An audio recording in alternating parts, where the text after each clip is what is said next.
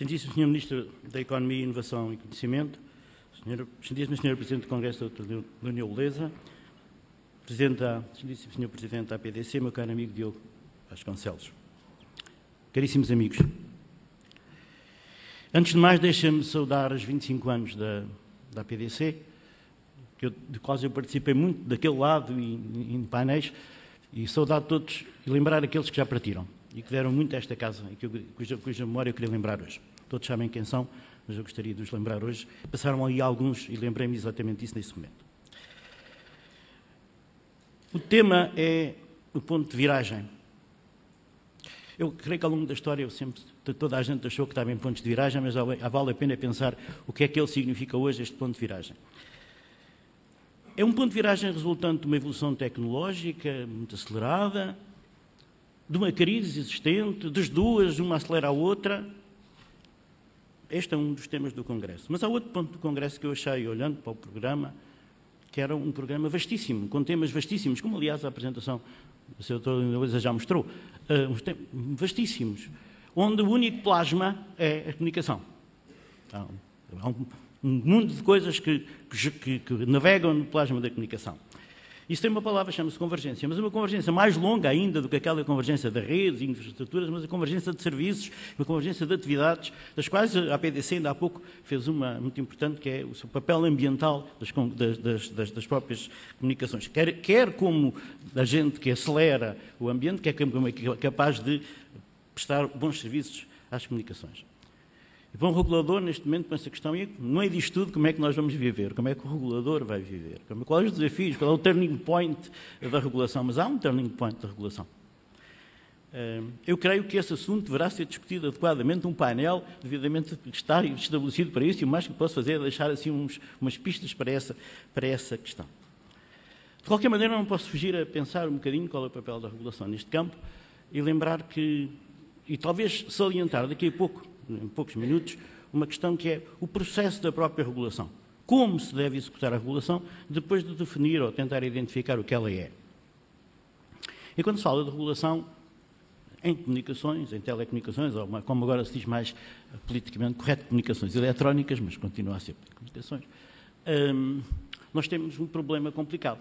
Porque normalmente aparecem, para além de outros adjetivos que eu já nem vou enumerar, mas aparecem três adjetivos que eu queria salientar, ou três expressões adjetivais que eu queria salientar. É a regulação ex ante, umas vezes, é a regulação setorial, outras vezes, ou as duas conjugadas, e quando as duas conjugam, então eu fico muito apertado em termos de atividade. E depois, ainda por cima, agora já no ponto de vista da atuação prática, regulação assimétrica, que é aquela que verdadeiramente nós estamos a aplicar para o sistema segundo as diretivas comunitárias, que vale a pena lembrar, são absolutamente mandatórias no universo regulatório português. Ou seja, aquilo que a comunidade estabelecer vale como lei para Portugal, depois devidamente transposta, mas o devidamente em margem, muito estreita. E vale a pena lembrar que o turning point, neste ponto, não tem demorado muito, porque ainda não entrou em vigor uma chamada revisão do quadro regulamentar de 2006.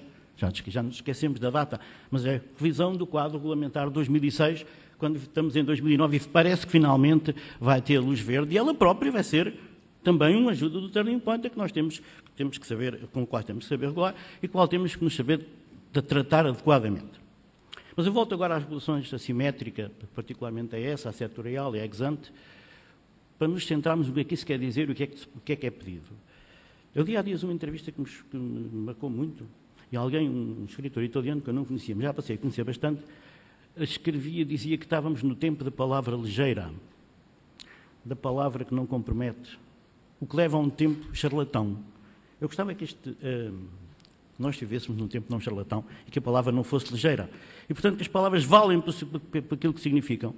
Este desafio que nós temos da regulação assimétrica atual, que é todo o paradigma de regulação e que continua no próximo quadro, começa a ter umas aberturas mesmo da própria Comissão que começa a falar em regulação simétrica. Este é um bom tempo que eu quero deixar para o painel e é isso que estamos aqui a fazer, deixar temas para que o painel possa fazer. Não me esqueço que há 20 e tal anos, quando tive que fazer além da tese de doutoramento, como vinha de engenharia, e portanto, e estava fazendo doutoramento de Economia, tinha suspeito de formação de base, tive que fazer uma chamada prova complementar. E nessa prova complementar escolhi como tema, não o regulamento de fusões na Europa, mas ainda o pré-regulamento que se arrastava também nessa altura há 16 anos, demora um bocado as coisas a fazer na União Europeia de vez em quando, há 16 anos para estudar. E nessa altura fui reler hoje, o meu amigo Xavier dizia há pouco que às vezes os turning points andam em círculo e voltam ao mesmo sítio. E é bom que algumas coisas se mantenham ao longo do tempo. E verifiquei que uma das coisas que eu citava lá era um artigo do Schmalensee, que atualmente é o Dean da Sloan School, há muitos anos, e em que ele dizia que um regulador, qualquer que ele seja, não é um czar omnipotente e omnisciente que trata de tudo. E é isso que eu não quero ser. Nem czar, nem muito menos polícia, como há pouco era saudade uma amiga nossa dos regulados. E, de facto, aquilo que se está a pôr aqui é qual é o papel da regulação, como é que nós verdadeiramente podemos passar a dar conteúdo às palavras e à regulação. E é aí que eu gasto 3 minutos do ponto de vista do processo. A legitimidade da regulação. O regulador é sempre visto como alguém que está para travões. Mas se o regulador for um sujeito que põe só travões ou buracos na estrada, não está a cumprir um dos objetivos que está nos meus estatutos, que é promover a inovação, que é um tema central do isto. Portanto, e o nosso amigo Diogo está um esmuteriano terrível, não para de falar naquilo todos os dias, ainda hoje falou da distribuição criativa e da criatividade que vem a seguir, e o regulador também tem que entrar nessa lógica de inovação, mas pedem para ser inovador e simultaneamente previsível. Eu não sei se alguém que inova pode ser previsível, porque se for previsível, tendo inovado, a seguir já não é previsível, já tendo de saber o que é que ele fazia. Portanto, há aqui algumas... Estão a ver, as palavras são muito complicadas, é preciso saber o que é que nos estão a pedir. É por isso é que vale a pena salientar em três pontos que hoje a ciência política nos aponta para alguém que deve ter um processo de regulação. A primeira qualidade é a imparcialidade. A segunda é tempo de reflexão. E a terceira é proximidade. E eu queria dizer 2 palavras sobre cada uma delas e acabo. Lançando esse desafio a nós próprios, primeiro de tudo. A imparcialidade significa que o regulador não tem parte. Nem a sua própria. Nem a sua própria defesa. Porque se tiver, está a ser parcial. O que significa que tem que ser independente. Porque a independência é uma qualidade, é uma das condições necessárias, mas não suficientes da imparcialidade, porque só de ser independente para fazer parte. E por isso, a única razão que eu vejo para a independência do regulador é para ele poder ser imparcial e objetivo. O segundo ponto é a reflexão. Ter tempo para refletir, ter tempo para perceber que as coisas mudam, ter tempo para perceber como é que pode se adequar. E aí eu peço a ajuda de todos, nos façam refletir, as universidades com quem nós temos contactos, os centros de investigação. E eu acho que há um déficit de investigação no campo da regulação.